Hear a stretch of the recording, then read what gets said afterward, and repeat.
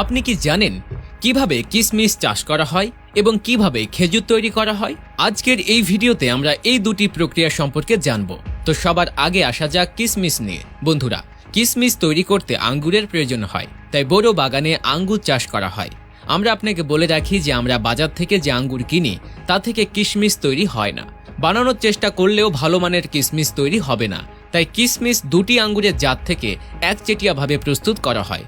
যখন আঙ্গুর ফসল ভালোভাবে প্রস্তুত হয় তখন ফসল কাটার পালা আসে, এবং এই কাজটি কেবল আমাদের কৃষক ভাইরা নয়, আমাদের কৃষক বোনেরাও করে।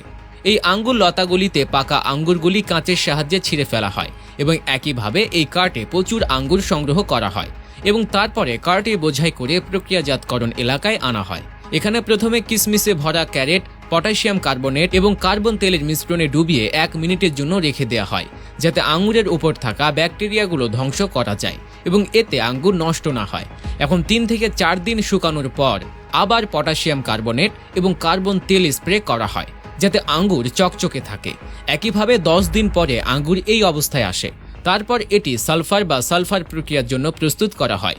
সালফার প্রক্রিয়ার জন্য প্রথমে এই আঙ্গুরের চালাগুলিকে ভালোভাবে ঢেকে দেওয়া হয়, যাতে সালফারের ধোঁয়া বাইরে যেতে না পারে।